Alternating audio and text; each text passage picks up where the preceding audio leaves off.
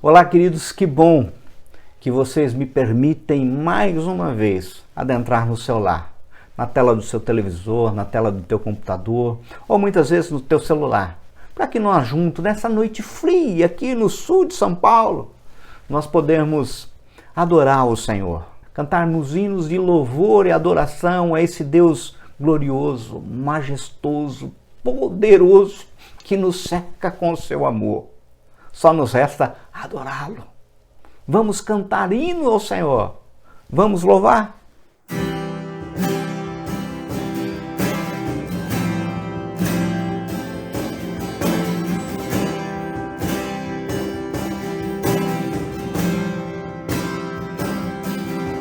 Cada vez que a minha fé é provada, me dás a chance de ser um pouco mais. Mas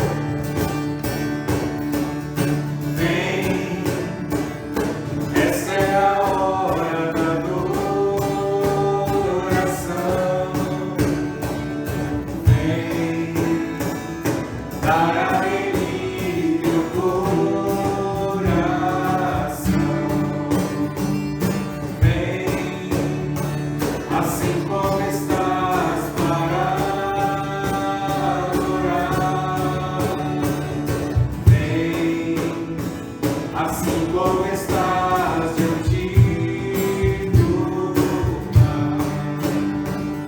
Vem,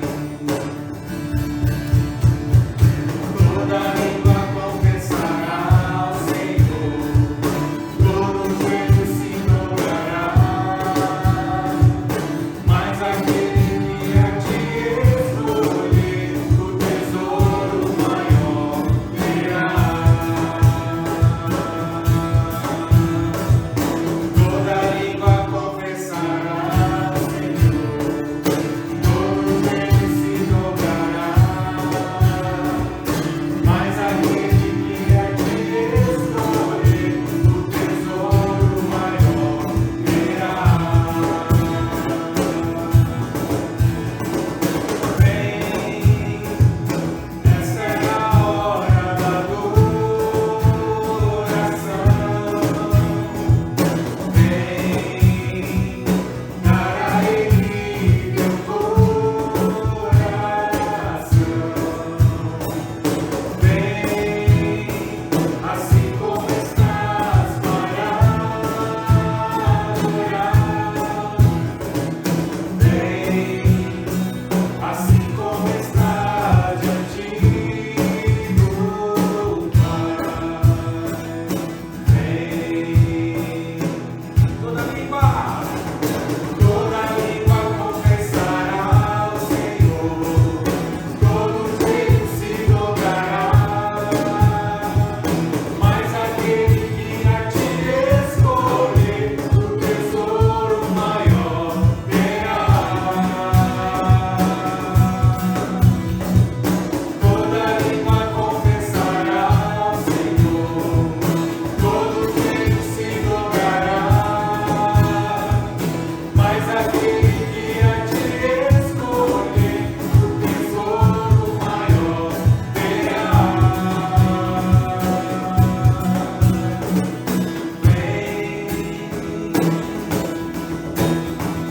Vem.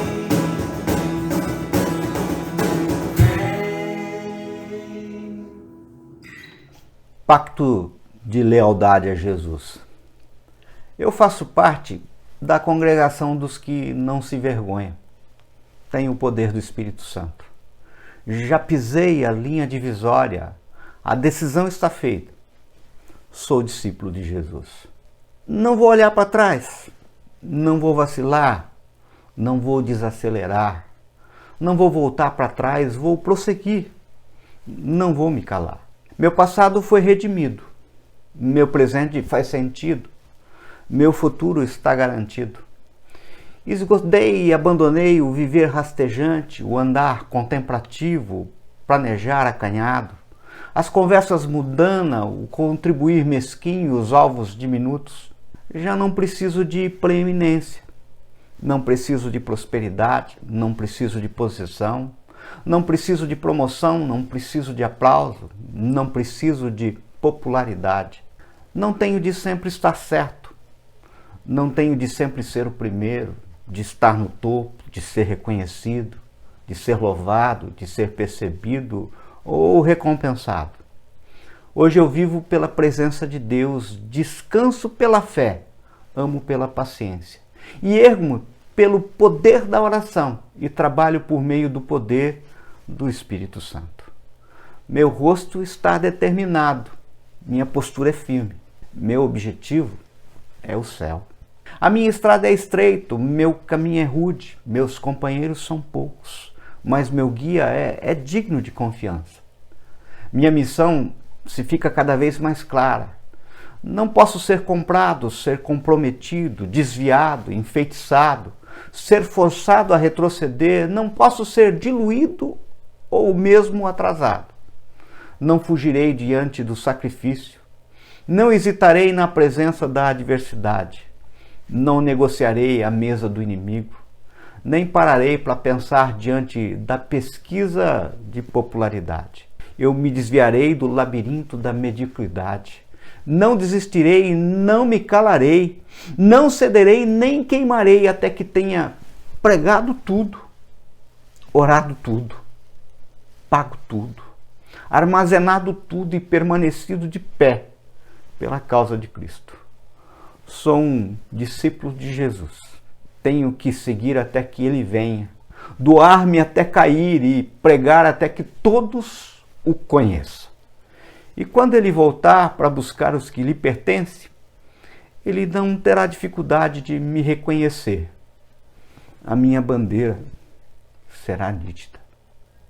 Dizem que estas palavras que acabei de lhes anunciar foram encontradas na parede da casa de um pastor numa zona rural do interior da África.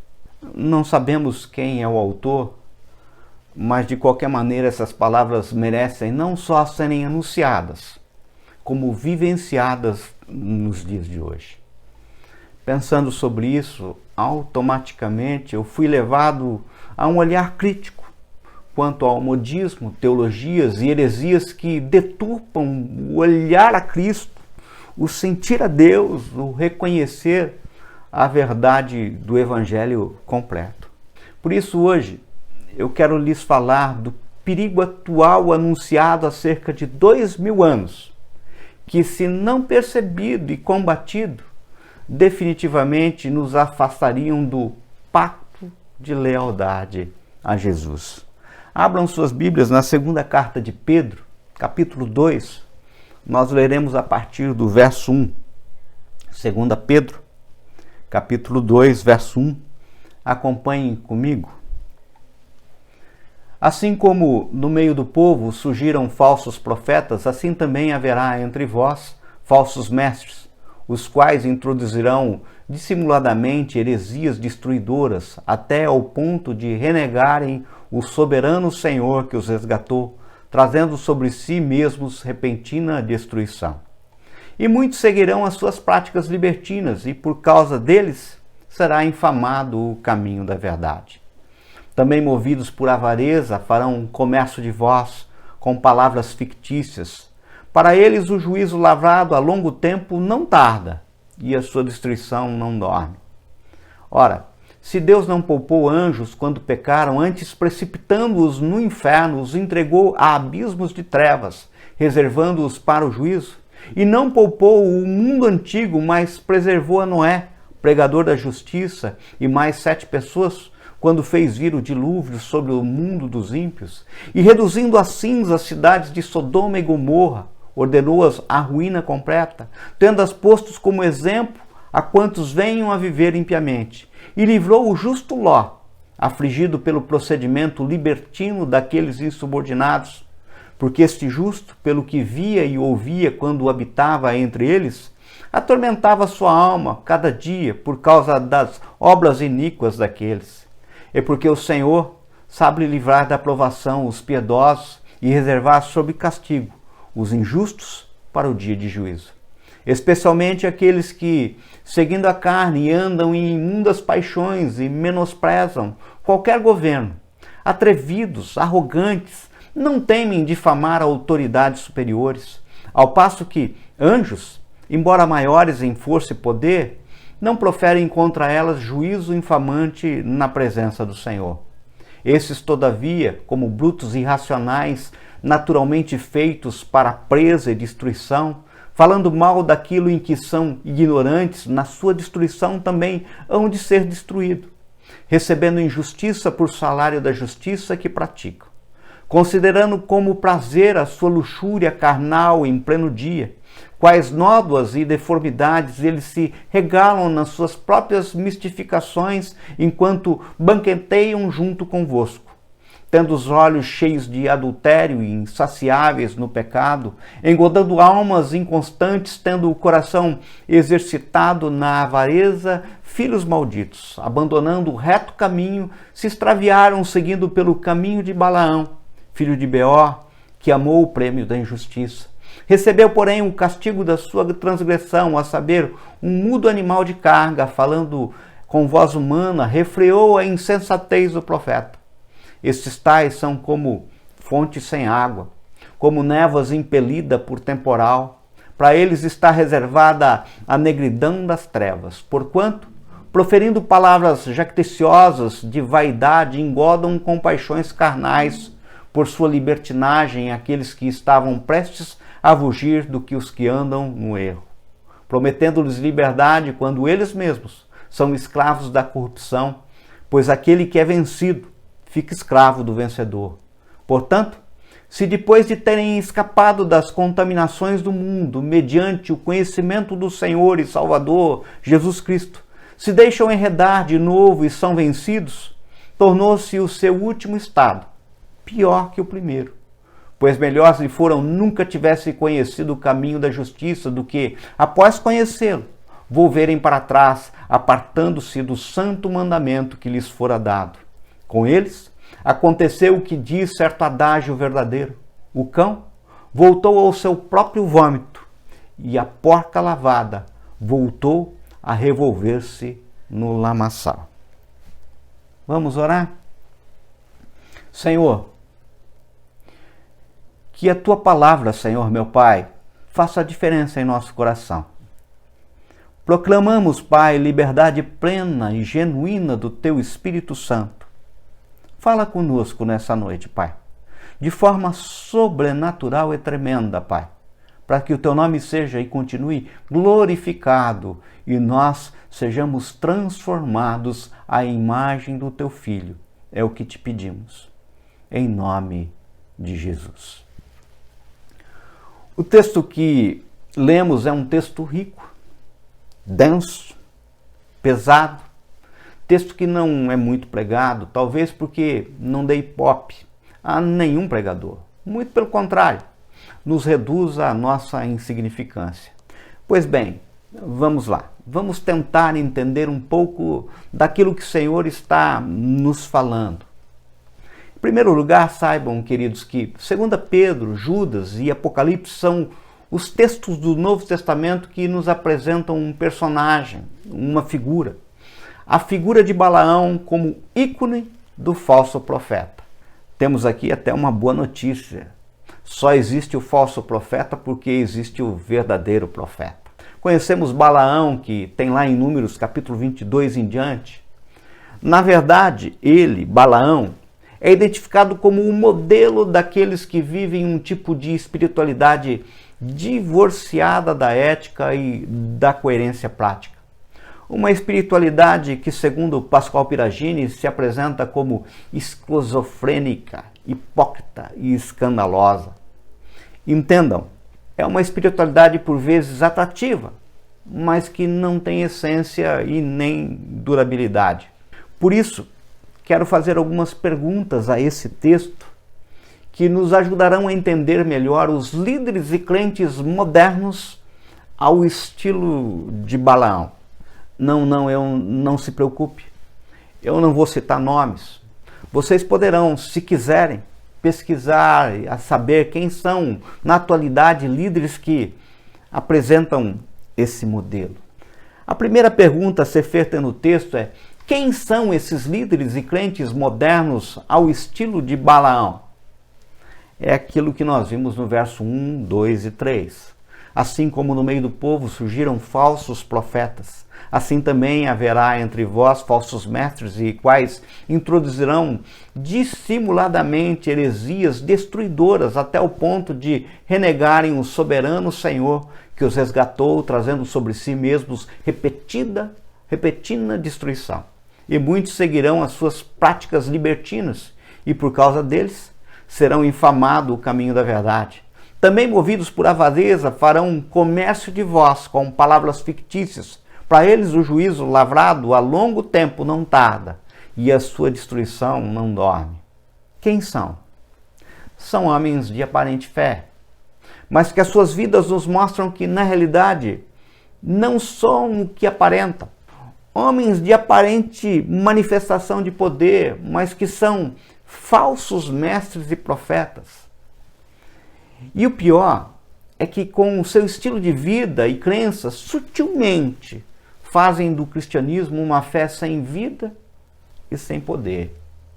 Na realidade, seu estilo de vida e a doutrina que pregam tornam-se destruidoras da fé e da liberdade em Cristo. Entendam, queridos, Um dos mais patentes poderes do Evangelho é a capacidade que ele tem de transformar o homem escravizado pelo pecado em liberto pelo poder de Jesus. Mas a sutileza desses homens reduzem a nossa fé em uma comodação ao estilo de vida que Satanás controla no mundo. Assim, negam a Jesus, ainda que não apareça isso a princípio. Negam o seu poder libertador e salvador e criam uma espécie de cultura religiosa demoníaca, onde Jesus é somente um sábio, ou quando muito um profeta, mas está longe de ser um modelo. No caso, esses homens agem fazendo desta fé, ao invés de caminho de salvação, um caminho de perdição, pois nesse sincretismo afastam as pessoas do verdadeiro Salvador e do verdadeiro compromisso de salvação. Esses são homens e igrejas que não promovem um compromisso de fé com Jesus que seja transformador das suas palavras e atos. Esses são os que escandalizam o mundo com seus pecados, que contradizem o Evangelho.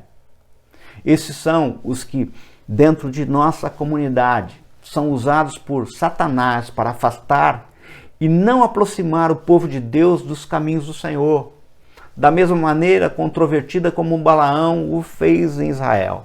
Pregadores que não vivem sua pregação. Professores que são a contradição de seus ensinos. Líderes que, através de seus pecados, se tornam um escândalo e afastam os seus liderados dos caminhos do Senhor. Pastores que seduzem ao pecado as suas ovelhas. Crentes que vivem de uma maneira menos justa e santa do que os próprios incrédulos. Agora, prestem atenção, tem um alerta, existe uma verdade. Nada lhe sobrará além do juízo de Deus. Segunda pergunta, mas como esses líderes e crentes modernos ao estilo de Balaão agem? Como eles seduzem? Nós podemos ver isso no verso 2, 17, 18 e 19. Verso 2. E muitos seguirão as suas práticas libertinas e por causa deles serão infamado o caminho da verdade. 17. Esses tais são como fonte sem água, como névoas impelida por temporal. Para eles está reservada a negridão das trevas. Porquanto, proferindo palavras jacticiosas de vaidade, engodam com paixões carnais por suas libertinagens aqueles que estavam prestes a fugir dos que andam no erro, prometendo-lhes liberdade quando eles mesmos são escravos da corrupção, pois aquele que é vencido fica escravo do vencedor. Queridos, é triste perceber que muitos seguirão os caminhos, as heresias e ensinos destes profetas. Mas como eles seduzem tantas pessoas? Essa é a pergunta. Através de palavras de vaidosa arrogância. Como? Enaltecendo os seus ministérios, propagando os seus feitos. Lembra-se de Balaão? Se fazendo conhecidos como poderosos ou especiais. Tome cuidado com aqueles que se diz servo de Deus, mas coloca todos os holofotes sobre si mesmo e não sobre Jesus. Lembre-se da palavra de Pedro. Acho que vocês lembram da cura do coxo junto à Porta Formosa, apontada lá em Atos 3. Quando o povo quis atribuir o poder feito a ele, está em Atos 3:12. Pedro lhe disse: israelitas, por que isto os surpreende? Porque vocês estão olhando para nós como se tivéssemos feito este homem andar por nosso próprio poder e piedade? Vocês lembram da atitude de Paulo e Barnabé? Aquele relato da cura do coxo em Listra, que está lá em Atos 14, quando o povo quis lhes colocar coroa de flores e oferecer sacrifícios como se fossem deuses. Ouvindo isto, o apóstolo Barnabé e Paulo rasgaram as roupas e correram para o meio da multidão gritando: homens, por que vocês estão fazendo isso? Nós também somos humanos como vocês, estamos trazendo boas novas para vocês, dizendo-lhes que se afastem dessas coisas vãs e voltem para Deus vivo, que fez os céus, a terra, o mar e tudo que neles há. Infelizmente, Muitos dos nossos jovens estão dando ouvidos a líderes que possuem como centro do seu ministério o próprio eu. Entendam, meus queridos, esses líderes provocam o desejo da carne. E no caso, os desejos da carne podem ser resumidos em 3 grandes tendências humanas: posse, poder e prazer. Utilizam-se da teologia da prosperidade ou da teologia do coaching. Sua pregação apela ao desejo de posse. Sua pregação apela para o desejo de poder e de controle até de Deus. Querem até determinar o que Deus deve ou pode fazer. Sua pregação é permissiva para com os prazeres da carne e da sexualidade. Prometem liberdade, é aquilo que nós vimos no verso 19. Prometendo liberdade quando eles mesmos são escravos da corrupção, pois aquele que é vencido fica escravo do vencedor. Ou seja, prometem uma liberdade que não vivem. Prometem uma liberdade sem fidelidade. Prometem uma liberdade que é escravidão aos desejos da carne e prazer. Eles são, como está no verso 17, como fonte sem água, como névoas impelida por temporal. Só tem aparência sem essência. Geram a sensação de que se encontrou algo, mas não são capazes de saciar a sede nem produzir a vida em uma terra ressequida. Eles são um engano que decepciona, afasta, corrompe e mata. Vejam, queridos, eu quero deixar algo bem claro aqui. Como nos ensina Augusto Nicodemos, nenhuma das teologias, quer seja teologia da prosperidade e hoje a chamada teologia coach, que se tornaram ou se tornam modas nos dias de hoje, são completamente erradas. Você pega a teologia da prosperidade, por exemplo.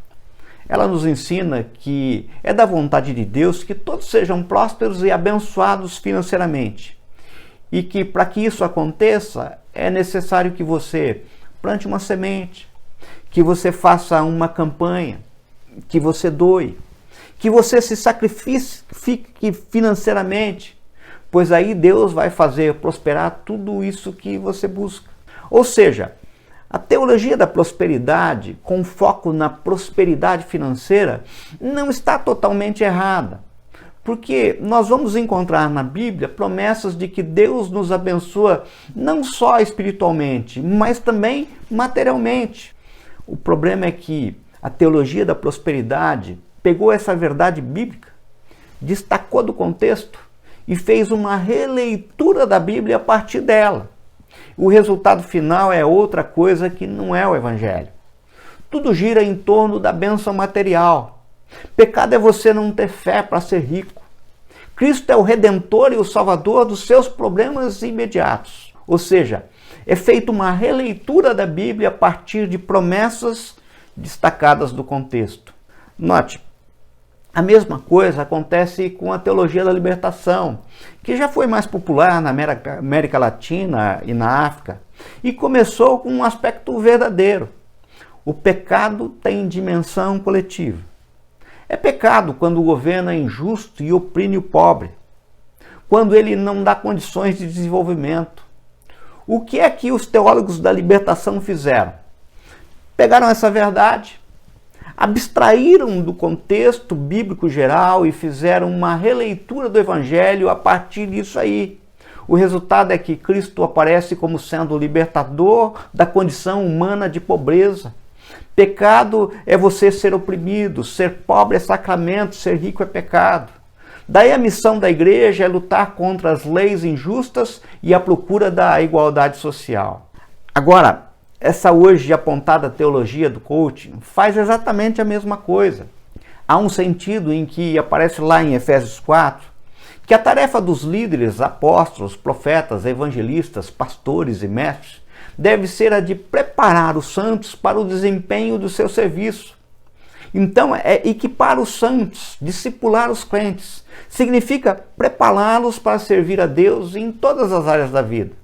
Então, faz parte do trabalho da igreja e do discipulado você ensinar os membros da igreja a servirem a Deus na área em que eles foram chamados. Então, se você tem médicos, se você tem motorista, se você tem dona de casa, se você tem um professor, então a igreja deveria dar condições para que aquela pessoa seja o melhor que ela pode ser e assim transmitir a fé cristã no ambiente em que atua e em que está inserido. Então isso é verdade, a igreja deve preparar o cidadão, não somente o cidadão no reino do céu, mas no reino daqui e aqui. O problema é quando você pega esse aspecto de discipulado, tira do contexto e faz uma releitura e diz que isto é a prioridade da igreja, que essa é a missão mais importante e que é isso que a gente tem que fazer na igreja. Quando isso é apenas uma das coisas que está envolvido no conceito maior de discipulado, de crescimento, de santificação e assim por diante. Então, nem sempre essas coisas estão totalmente erradas. O problema é que elas extrapolam e amplificam e fazem uma releitura a partir deste ponto. E aí, no final, o que você tem é um evangelho distorcido. Veja, a beleza do evangelho é a proporção das suas partes, que é a beleza de Deus. A beleza de Deus está no equilíbrio das suas virtudes. Ele é amor, mas também é justiça. Ele é santo, mas também é misericordioso. Quando você pega um aspecto, um atributo de Deus, por exemplo, Deus é amor, e você ignora o resto, o que você tem no final não é o Deus da Bíblia. Mesma coisa se você pegar só a justiça de Deus e você tirar isso do equilíbrio dos outros atributos, daí você pode ter um Deus irado que não é o Deus da Bíblia. Isso acontece muito em teologia, as pessoas pegam um aspecto e isolam, e o resultado é uma doutrina que não corresponde ao Evangelho. Nós temos visto um modismo, um Deus que se apresenta de direita, de esquerda. Parem com isso, amados. Temos corrido um perigo tremendo quando observamos hoje a utilização de técnicas humanas no indivíduo, que é o centro de tudo, para que este alcance seus objetivos humanos. Muitos pastores e líderes têm enveredado por esse caminho. Tratam suas pregações como palestras motivacionais da fé, que confundem fé com força de vontade, evangelho com motivacionismo e Cristo com um palestrante. O foco está naquilo que o homem pode fazer através da sua fé pessoal. Fé é essa que passa por Cristo, mas que tem seu objetivo na própria pessoa e nos seus esforços dirigidos. Muitas pregações estão visando a conquista de grandes e efetivos resultados em qualquer contexto, seja pessoal, profissional, social, familiar, espiritual ou financeiro. O apelo pode ser até espiritual, mas ainda assim você já deve ter escutado muito coisas do tipo: como ser o melhor nisso ou naquilo, como atrair e fidelizar pessoas para o reino, alcançando sucesso através da fé. Tudo isso transvertido de espiritualidade. Em suma, o grande problema reside em retirar a centralidade de Cristo e começarmos, ao invés de proclamar um evangelho cristocêntrico, começarmos a proclamar um evangelho antropocêntrico. Meu irmão, não se deixe seduzir pelo Balaão moderno. Não existe verdadeira fé sem compromisso, discipulado, entrega incondicional e sem que neguemos a nós mesmos o tempo todo para seguir a Jesus. Mateus 16, 24 diz: então Jesus disse aos seus discípulos: se alguém quiser acompanhar-me, negue-se a si mesmo, tome a sua cruz e siga. Hoje em dia, queremos perdão sem transformação, sem entender que o nosso corpo é templo. Queremos bênçãos sem se tornar povo em cujo meio possa habitar o Espírito Santo. Queremos poder sem santificação. Queremos cristianismo sem caminho estreito. Queremos casa bonita que é capaz de enfrentar a tempestade sem ter que colocar alicerces na rocha. Esse é o tipo de ilusão e de fé que está se tentando viver hoje. Uma fé pautada na experiência de Balaão. Basta ligarmos nossa televisão e hoje mais do que nunca a internet e observarmos o quão falso ou raso é aquilo que se apresenta. por muitos que têm inclusive milhões de seguidores. Eu não estou generalizando. Tem coisa muito boa, mas tem muita coisa ruim. Por isso, querido, se você está nesse barco, eu te digo hoje, pare de tentar viver esse tipo de cristianismo, pois isso não é cristianismo, é mera religiosidade. É um atalho. E a fé não tem atalho. Fé cristã é compromisso. Fé cristã é entrega. Fé cristã é mudança e transformação no poder do Espírito Santo.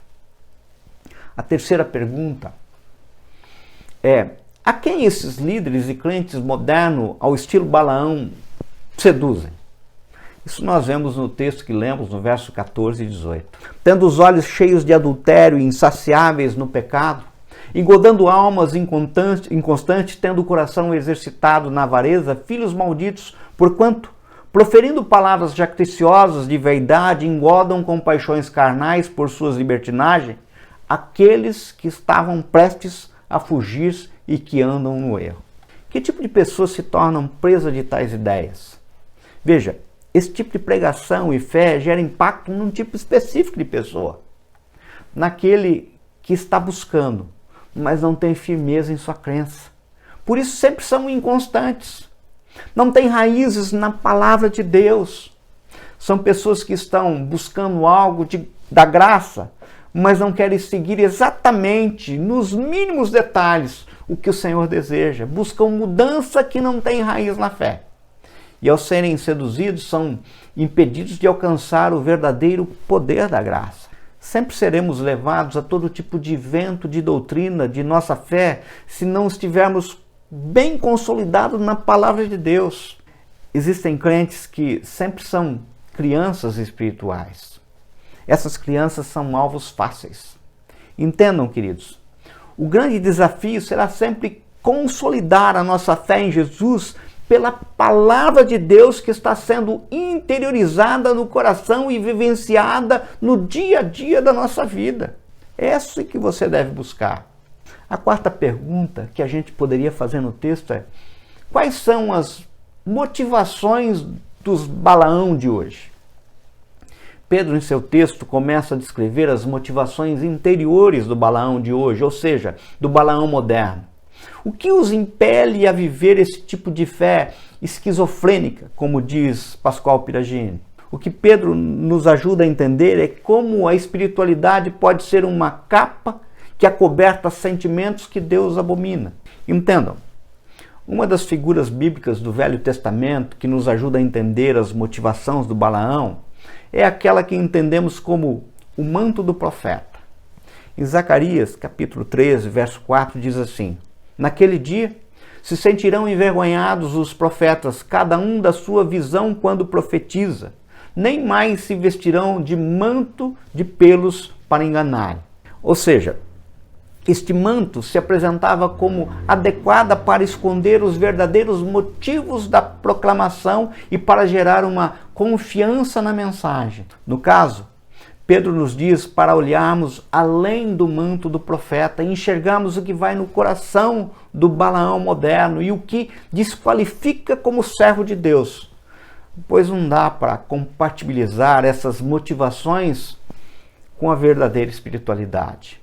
Mas quais seriam essas motivações? Ora, continuam como sempre sendo posse, poder e prazer. Entendam, queridos, não estou aqui hoje querendo pura e simplesmente promover julgamentos, mas nós temos que, através da busca de uma espiritualidade madura, criarmos dentro de nós um espírito crítico e de discernimento guiados pelo Espírito Santo. Entendam, para que não sejamos uma espécie de Balaão moderno, precisamos hoje nos negarmos, tomarmos a nossa cruz e seguir Jesus. Ou seja, pare de fazer concessão a si mesmo. Deixe Jesus ser o Senhor da sua vida. Confesse seus pecados. Tire a sua máscara. Entenda, restauração é uma mudança na história. Um tirar a capa da hipocrisia. Quinta pergunta: o que Deus fará com eles, com esse pessoal que se apresenta com o modelo de Balaão? O que vai acontecer com eles? Está lá no verso 3 e 4. A grande pergunta que fica em nossa mente é: o que Deus faz com gente assim? O que Deus faz com um crente ou líder ao estilo de Balaão? O nosso texto é claro em nos afirmar que o juízo de Deus paira sobre esse tipo de gente. Pedro tenta nos mostrar através da história bíblica como o juízo de Deus é sério e presente sobre aqueles que se desviam do caminho da verdade, sobre os que deliberadamente optam em fazer o que lhes desagrada, mesmo quando têm conhecimento tanto da verdade quanto da santidade do Senhor. Veja um exemplo do texto, verso 3. Também movidos por avareza farão um comércio de vós com palavras fictícias. Para eles, o juízo lavrado a longo tempo não tarda e a sua destruição não dorme.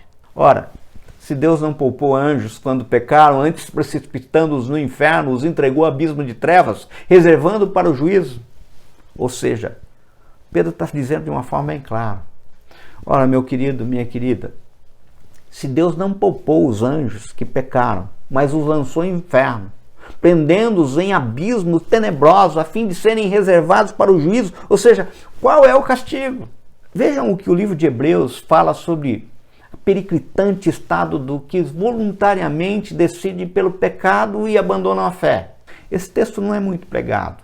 Hebreus capítulo 10, a partir do verso 26 a 31, diz assim, acompanhem comigo. Se continuarmos a pecar deliberadamente depois de recebermos o conhecimento da verdade, já não resta sacrifício pelos pecados, mas tão somente uma terrível expectativa de juízo e de fogo intenso que consumirá os inimigos de Deus. Quem rejeita a lei de Moisés morria sem misericórdia pelo depoimento de 2 ou 3 testemunhas. Quão mais severo castigo, julgam vocês, merece aquele que pisou aos pés o Filho de Deus, profanou o sangue da aliança pelo qual ele foi santificado e insultou o Espírito da graça. Pois que conhecemos aquele que disse, a mim pertence a vingança, eu retribuirei. E outra vez, o Senhor julgará o seu povo. Terrível coisa é cair nas mãos do Deus vivo. O que esse texto nos ensina? É que não existe outra possibilidade além de que, certamente, o juízo de Deus já está a caminho e não tardará.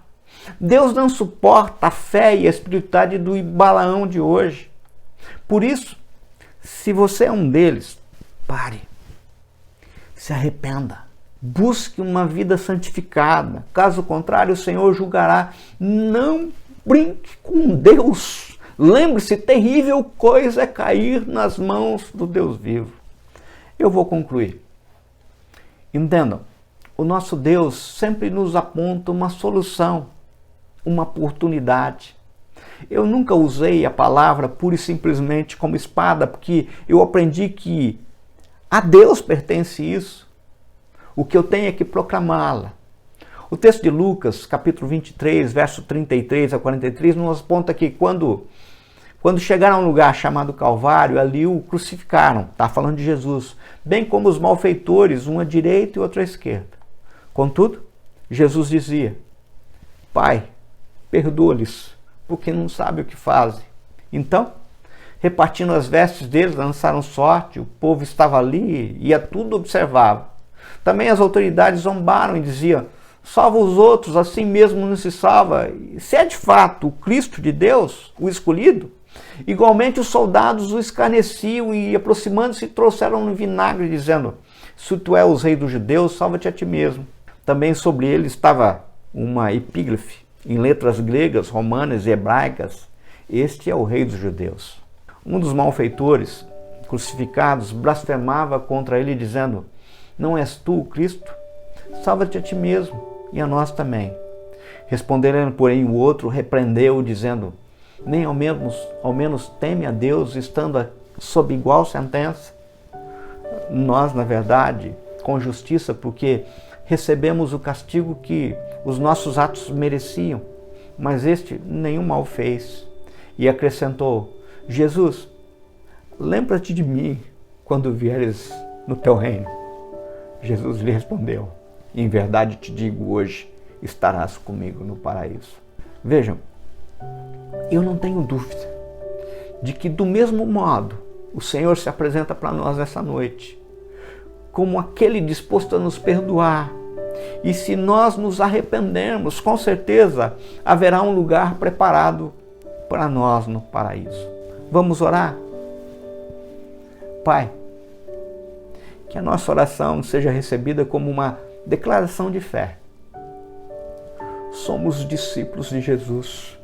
Por isso, ajuda-nos a seguir até que Ele volte. Nos fortalece para que nós podemos não cair, para que preguemos a que a todos o conheçam. Pai, nos conceda que a nossa bandeira seja nítida, de modo que Jesus não tenha dificuldade em nos reconhecer quando vier nos buscar. É o que pedimos, é isso, e o fazemos, em nome de Jesus.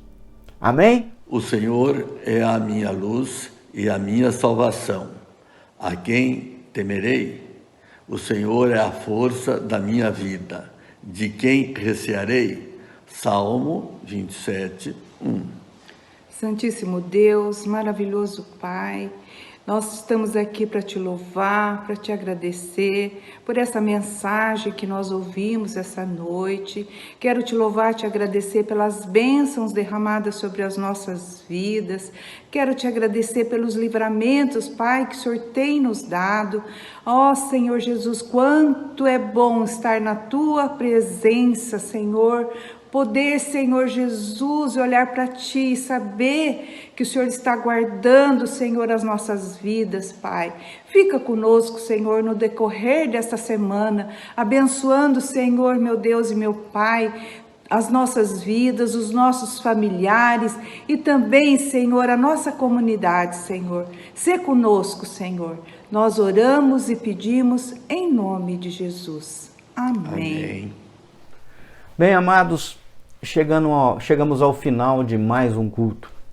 Eu espero sinceramente que o louvor, a palavra ministrada, as orações, tenham falado ao teu coração, tenham te transformado.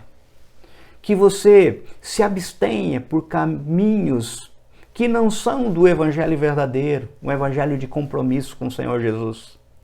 Que não existe atalho.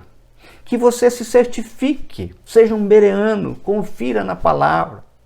Que você não enverede por esse ou por aquele tipo de teologia, mas você se atenha à palavra do Senhor. Nós te fazemos convite, a nossa igreja oferece muitos e muitos cursos. Nós temos discipulado a toda sábado à noite, 6:30 da tarde. Você é nosso convidado.